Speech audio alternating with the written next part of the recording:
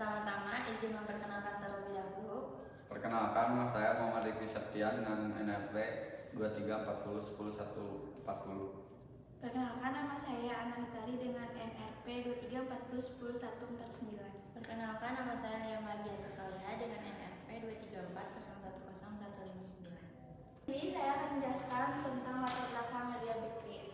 Nadia Bakery menyediakan berbagai pilihan kue ulang tahun, mulai dari varian klasik seperti Black Forest dan Red Velvet, hingga kue custom yang dekorasinya dapat disesuaikan dengan keinginan pelanggan. Dengan penggunaan bahan berkualitas dan metode pembuatan yang higienis, Nadia Bakery berkomitmen untuk memberikan pengalaman terbaik bagi setiap pelanggan. Selanjutnya ada profil perusahaan dari Nadia Bakery. Nama perusahaan Nadia Bakery, alamat usaha di Jalan Lengkong, Kota Bandung, bidang usaha, produksi dan penjualan kue ulang tahun, bentuk perusahaan, perorangan atau individu, rencana pengembangan memperbanyak cabang. Di sini ada visi dan misi perusahaan Nadia Bakery. Visinya menjadi bakery terpercaya yang menjadikan kue ulang tahun berkualitas tinggi dengan inovasi rasa dan desain kreatif untuk memenuhi kebutuhan pelanggan dalam momen spesial mereka. Misinya menyediakan produk kue dengan bahan premium dan rasa terbaik, memberikan pelayanan ramah dan responsif untuk kenyamanan pelanggan, menghadirkan desain kue yang unik dan customable sesuai keinginan pelanggan, mengembangkan usaha secara berkelanjutan dengan memanfaatkan teknologi dan pemasaran digital. Di sini, saya akan menjelaskan mengenai aspek pasar dan pemasaran dari Nadia Bakery. Strategi pemasaran Nadia Bakery berfokus pada pendekatan 4P, yakni product, price, place, dan promotion. Untuk mencapai target pasar yang tepat dan membangun brand awareness secara luas, yang pertama ada produk. Nadia Bakery menyediakan kue ulang tahun premium berbentuk bento cake dengan rasa Black Forest atau Red Velvet. Desainnya minimalis dan elegan. Bisa custom, buttercream atau fondant, 2 dimensi atau 3 dimensi. Dilengkapi personalisasi nama atau usia dan aksesoris seperti lilin atau topeng. Tersedia dalam bentuk standar, bulat atau kotak, atau bisa custom, angka, hati, dan karakter. Dibuat dari bahan premium untuk rasa terbaik dan keamanan konsumen. Untuk price, kami menetapkan harga senilai Rp115.000 untuk semua jenis kue bolu. Tergantung dengan ukuran seberapa tingkat kesulitan desain dan request dari pelanggan itu sendiri. Untuk place, kami berlokasi di Jalan Lengkong, Kota Bandung. Untuk promotion, dalam melakukan promosi, kami melalui sosial media. Untuk pengukuran permintaan, untuk mengukur permintaan efektif pada Nadia Bakery menggunakan data jumlah penduduk di Lengkong 5 tahun terakhir, yaitu 2020 sampai 2024. Dalam menghitung perencanaan permintaan, kami menggunakan metode link ratio, di mana metode ini menghitung permintaan efektif dengan cara membagi dalam komponen yang lebih kecil atau suatu mata rantai urutan variabel yang berpengaruh terhadap permintaan produk. Di sini ada hitungan jumlah penduduk dari kelompok umur 5 sampai 49 tahun. Untuk tahun 2020 ada 1.739.575 jiwa. Untuk tahun 2021 ada 1.653.647 jiwa. Untuk tahun 2022 ada 1.628.826 jiwa. Untuk tahun 2023 ada 1.608.75 jiwa. Untuk tahun 2024 ada 1.756.718 jiwa.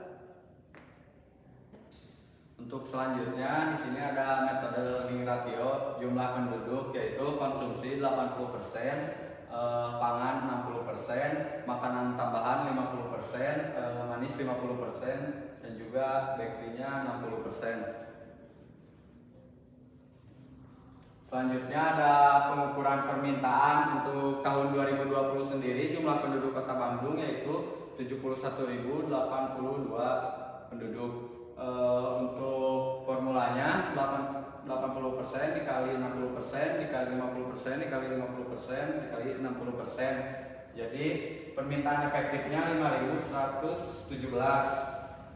Untuk 2021 sendiri jumlah penduduknya 71.261 jiwa, dikalikan formula sebelumnya. Jadi permintaan efektifnya 5.130.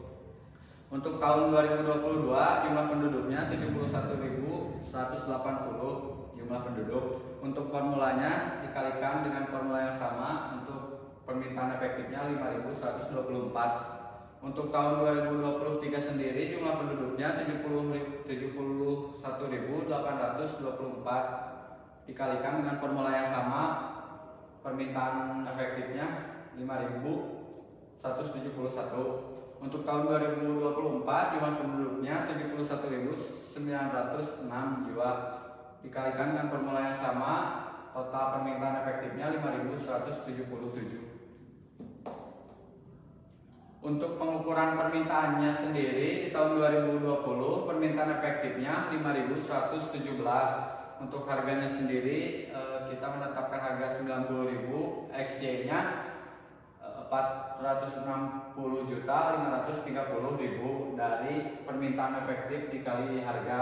Untuk X2-nya 8.100.000.000 dari 90.000 dikali 90.000. Untuk tahun 2021 permintaan efektifnya 5.130. Untuk harganya sendiri naik 5.000. Untuk XY-nya totalnya 487.350.000. Untuk X2-nya 9.025.000.000. Untuk tahun 2022 permintaan efektifnya 5.124, harganya sendiri 100.000, XY-nya 512.400.000. Untuk X2-nya 10 miliar. Untuk tahun 2023 permintaan efektifnya 5.171, harganya 105, XY-nya 542.965.000. Untuk X2-nya 9.025.000.000. Untuk tahun 2022 permintaan efektifnya 5.177.000, harganya 110.000, XY-nya 569.470.000. X2-nya 12.100.000.000. Untuk totalnya permintaan efektif yaitu sigma Y sama dengan 25.719. Untuk harganya yaitu 500.000. Untuk XY-nya, total XY-nya 2.572.705.000. Untuk X2-nya totalnya 50.250.000.000. Untuk peramalannya kita menggunakan metode regresi linear, yaitu B sama dengan N kali sigma XY dikurangi sigma X dikali sigma Y dibagi N sigma X pangkat 2 dikurangi sigma X pangkat 2. Jadi B nya sama dengan 5 dikali 2.572.750.000 dikurangi 500.000 dikali 25.719 dibagi 5 kali 50.250.000.000 dikurangi 500 di pangkat 2. Jadi B nya sama dengan 4.025.000 dibagi 1.250.000.000. Jadi B nya sama dengan 0,00322. Untuk A nya sendiri yaitu sigma Y dikurangi B dikali sigma N F. Nah, bagi sigma N goblok. Untuk A nya sendiri yaitu sigma Y dikurangi B dikali sigma X dibagi N. Jadi A nya sama dengan 25.719 dikurangi 0,00322 dikali 500 dibagi 5. Jadi A nya sama dengan 24.109 dibagi 5. Jadi A nya sama dengan 4821,8. Untuk rumus peramalan permintaan di sini ada Y sama dengan A tambah B X.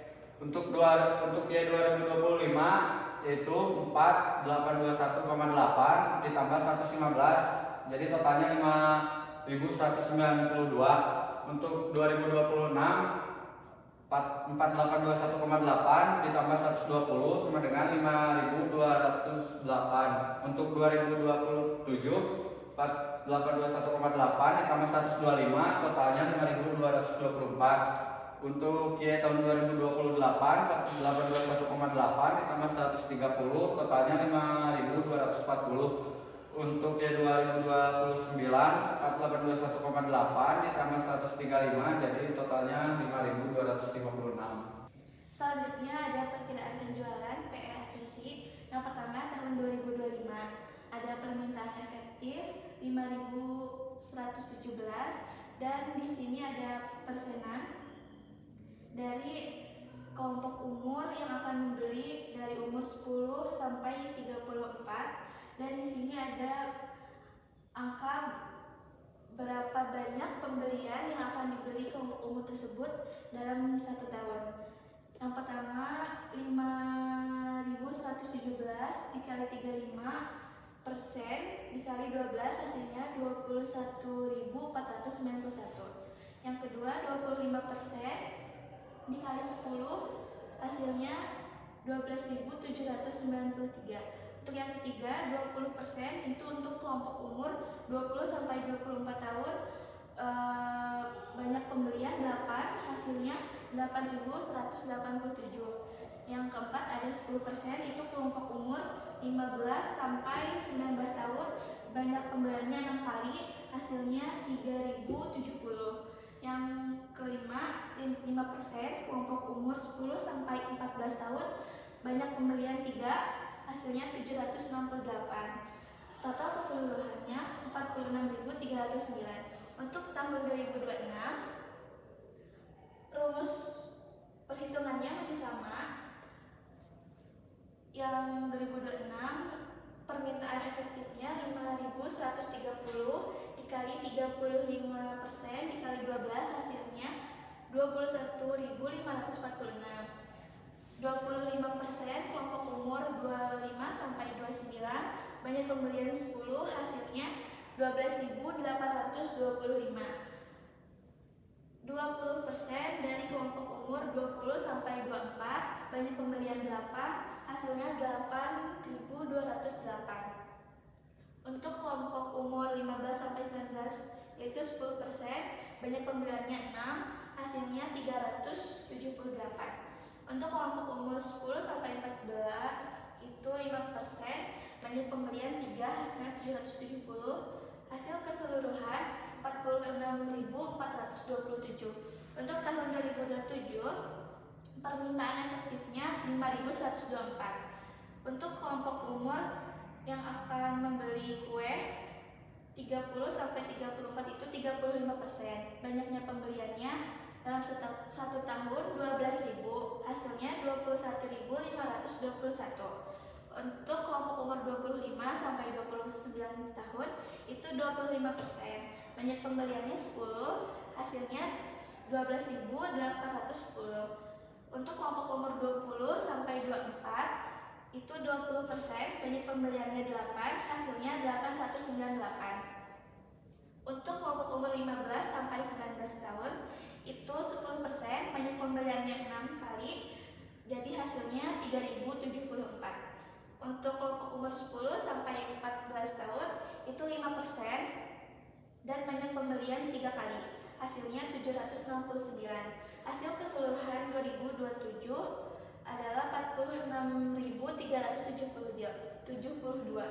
Untuk tahun 2028 permintaan efektifnya 5.171. Untuk kelompok umur 30 sampai 34 35%, banyak pembeliannya 12% hasilnya 21.718. Untuk kelompok umur 25 sampai 29 itu 25% dan banyak pembeliannya dalam 1 tahun 10 kali hasilnya 12.928.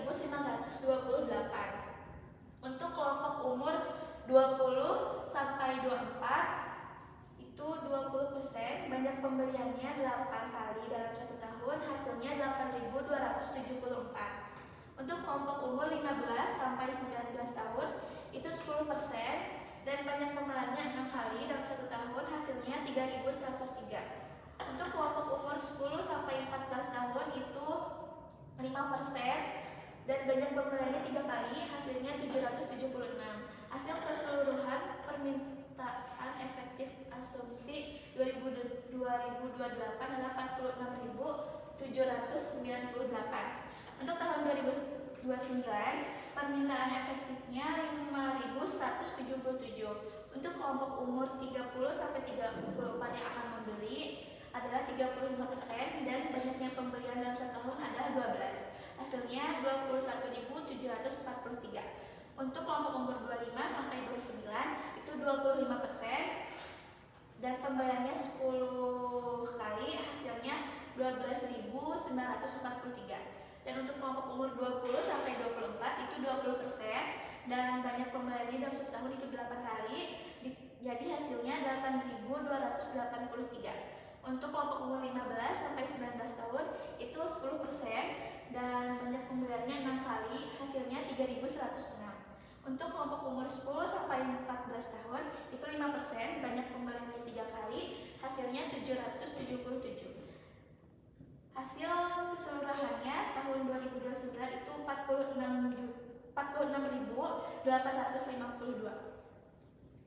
Selanjutnya ada perkiraan penjualan untuk tahun 2025 sampai 2029. Permintaan efektif tahun 2025 itu 5.117, 2026 5.130, 2027 5.124, 2028 5.171, 2029 5.177. Permintaan asumsi 2025 46.309, 2026 46.427, 2027 46.372, 2028 46.798, 2029 4.600.852. Penawaran ini hasil dari berapa unit pesaing menghasilkan dikali hari kerja kami dalam 1 tahun dan dikali ada berapa pesaing. Hasilnya untuk 2025 ada 18.720, tahun 2026 ada 18.720, 2027 18.720, 2028 18.720, 2029 18.720. Untuk market potensial 2025 itu 27.589, untuk tahun 2026-nya 27.707, untuk tahun 2027 27.652, untuk tahun 2028 28.078. Untuk tahun 2029 itu 28.132. Untuk market share-nya sendiri untuk tahun 2025 sampai 2029 itu sama 21%, dan proyeksi penjualannya untuk tahun 2025 yaitu 579 part, untuk tahun 2026 580.018, tahun 2027 5.807. Untuk tahun 2028 itu 5.896, untuk tahun 2029 itu 5.908. Untuk kapasitas perkiraan penjualan kami untuk tahun 2025 sampai tahun 2029 itu sama 4.680. Untuk penetapan harganya sendiri yaitu penetapan harga kue ulang tahun sebesar Rp115.000 dengan mempertimbangkan biaya bahan baku, tenaga kerja, dan overhead produksi. Harga ini mencerminkan kualitas bahan dan desain menarik untuk memenuhi harapan pelanggan merayakan momen spesial mereka. Dengan harga Rp115.000 diharapkan menjadi pilihan terjangkau bagi banyak orang sambil menjaga standar kualitas tinggi. Untuk analisis STP-nya sendiri yaitu segmentasinya, demografisnya untuk usia keluarga dengan anak-anak dengan usia 3 tahun sampai 12 tahun. Untuk remaja usia 13 tahun sampai dengan 19 tahun. Untuk dewasa usia 20 tahun ke atas.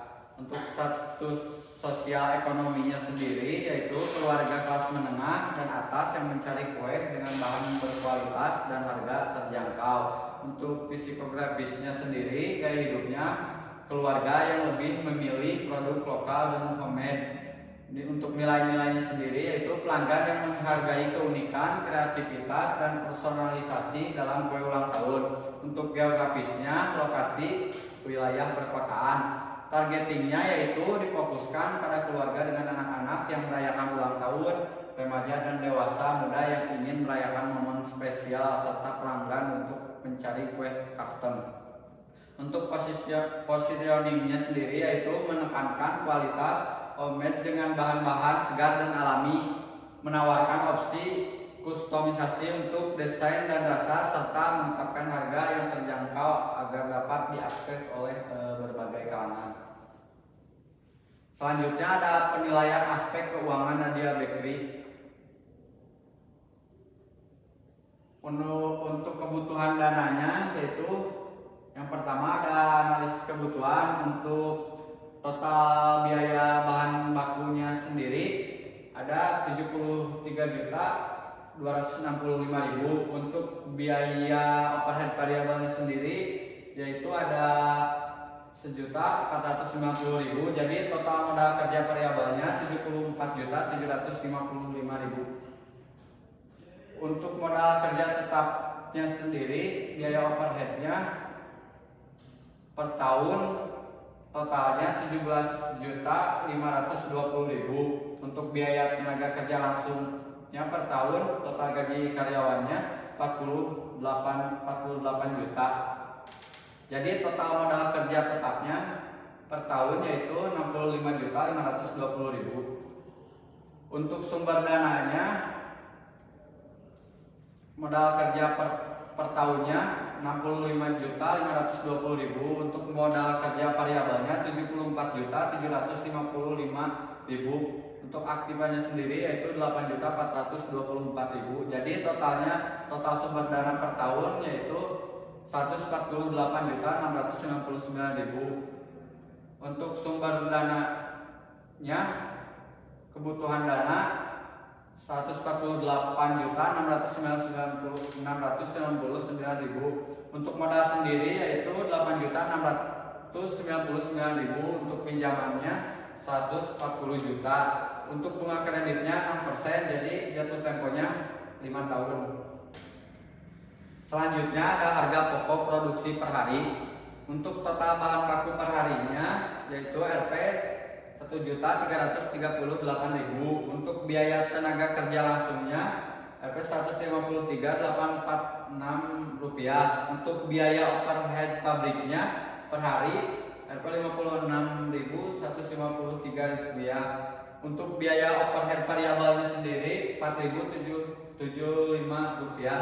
Jadi HPP totalnya per hari Rp 1.552.774 rupiah. Di sini saya akan melanjutkan untuk menjelaskan mengenai proyek Selabaruki pada tahun 2025 hingga 2029. Untuk unit penjualan pada tahun pertama ada 5.117, untuk tahun kedua ada 5.130, untuk tahun ketiga ada 5.124, untuk tahun keempat ada 5.171, dan untuk tahun kelima ada 5.177. Untuk unit penjualan pada tahun pertama ada 588.455 juta. Untuk tahun kedua ada 589.950 juta. Untuk tahun ketiga ada 589.260 juta, dan untuk tahun keempat ada 594.665 juta. Untuk tahun kelima ada 595.355 juta. Untuk beban variabel untuk biaya bahan di sini untuk tahun pertama sampai tahun kelima yaitu sama, yaitu sebesar 72.835 juta. Untuk BOP variabel di sini tahun ke-1 dan tahun kelima yaitu sama, nominalnya yaitu 1.380.000. Untuk jumlah BOP variabelnya ada di angka 74.215.000. Untuk laba kontribusinya untuk tahun pertama ada di harga 514.240 juta. Untuk tahun kedua ada 515.735 juta. Untuk tahun ketiga ada 515.45 juta, dan untuk tahun keempat ada 520.450 juta. Untuk tahun kelima ada 521.140 juta.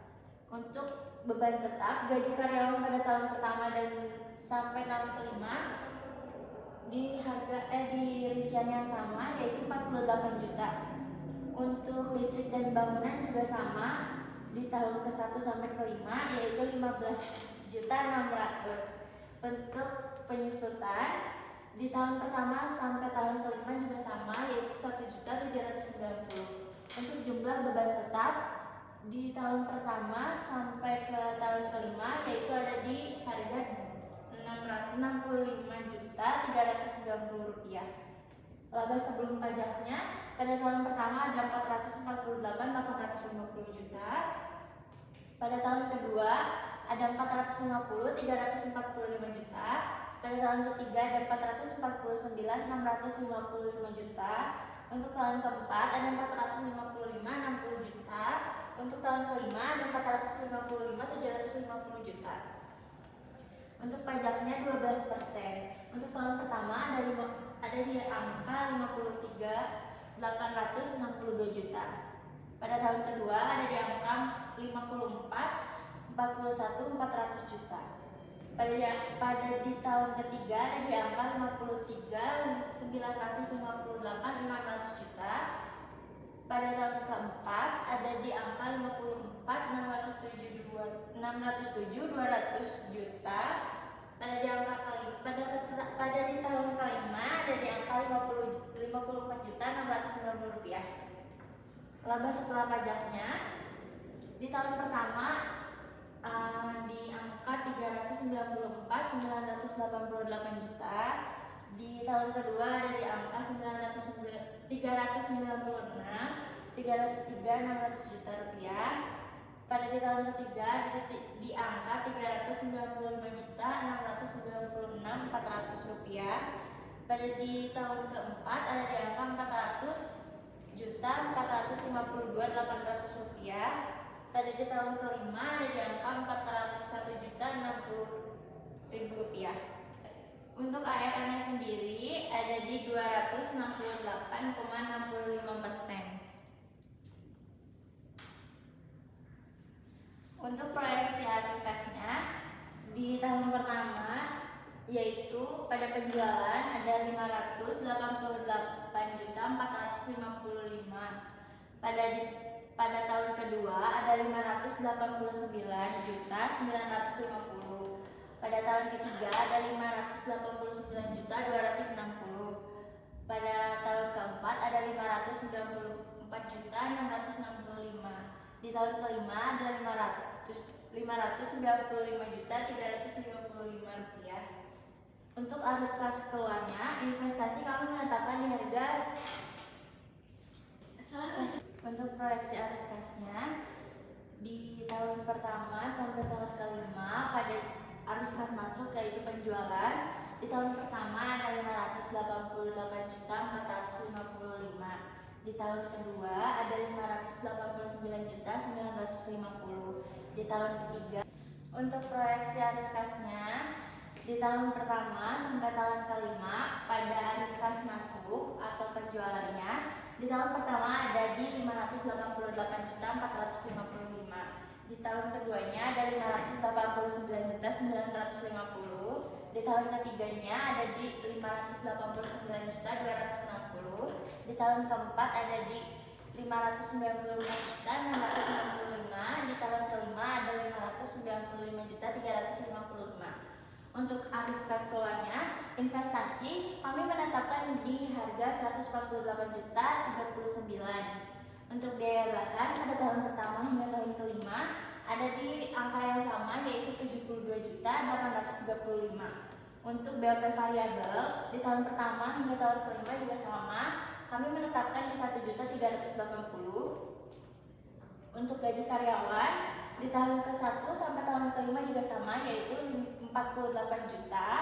Untuk biaya listrik bangunan pada tahun pertama hingga tahun kelima kami juga menetapkan di angka yang sama. Karyawan di tahun pertama hingga tahun kelima kami menetapkan di angka yang sama yaitu 48 juta. Pada biaya listrik dan bangunan Untuk tahun pertama hingga tahun kelima, kami juga menetapkan di angka yang sama, yaitu 15.600.000. Untuk pajaknya ada 12%. Untuk tahun pertama, pajaknya Rp1.186.200. Untuk tahun kedua ada Rp1.431.000. Untuk tahun ketiga ada Rp1.673.400. Untuk tahun keempat ada Rp1.918.200. Untuk tahun kelima ada di angka Rp2.163.000.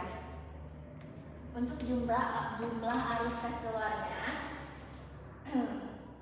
pada tahun pertama ada 139.1.200. Pada tahun kedua ada di angka 139.246. Untuk tahun ketiga ada di angka Rp139.488.400. Untuk di tahun keempat ada di angka Rp139.733.200. Untuk di tahun kelima ada di angka Rp139.978. Untuk arus kas bersihnya di sini pada tahun pertama ada di angka Rp449.453.800. Untuk di tahun kedua ada di angka Rp450.704.000. Untuk tahun ketiga ada di angka Rp449.771.600. Untuk di tahun keempat ada di angka Rp454.931.800. Untuk di tahun kelima ada di angka 139.970. Salah kata saya, kelima ya. Untuk arus kas bersih pada tahun kelima ada di angka Rp455.377.000. Untuk arus kas masuknya di tahun pertama yaitu Rp588.455. Di tahun kedua Rp589.950.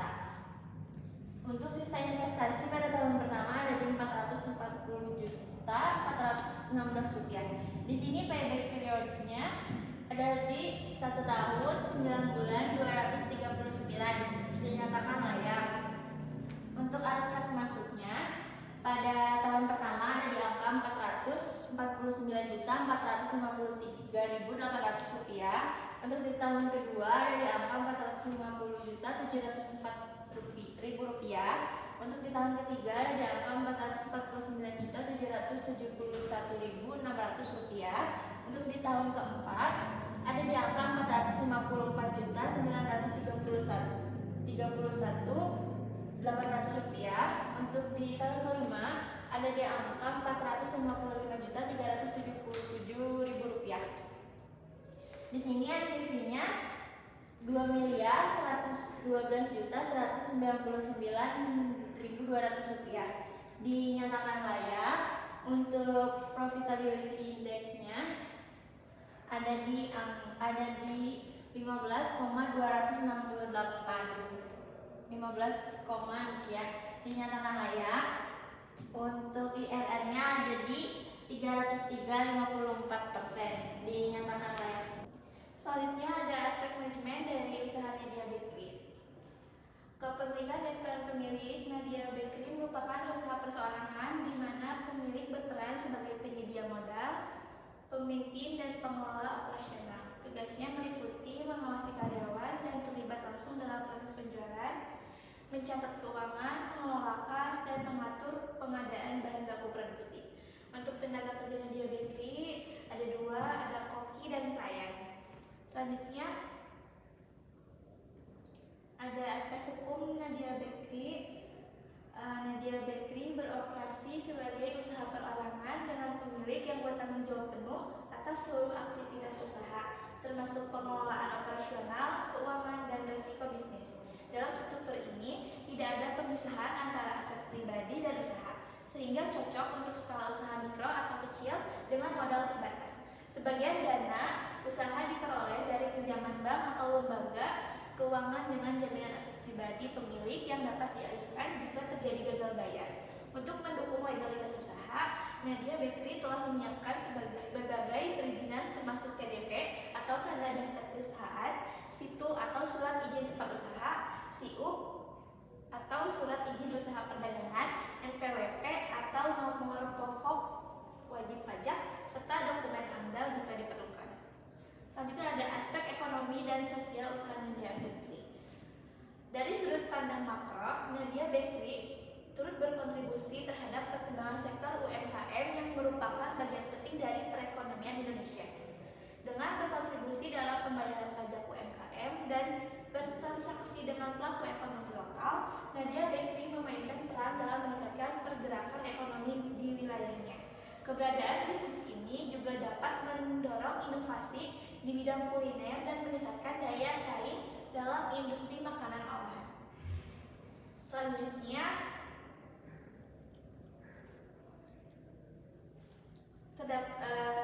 dari awal sampai akhir dapat disimpulkan usaha ini untuk ARR-nya sendiri itu 268,65% dinyatakan layak, payback periodnya 1 tahun 9 bulan 239 hari dinyatakan layak, NPV-nya 2.112.199.200 dinyatakan layak, profitabilitas indeksnya 15,268 dinyatakan layak, dan IRR-nya 303,54% dinyatakan layak.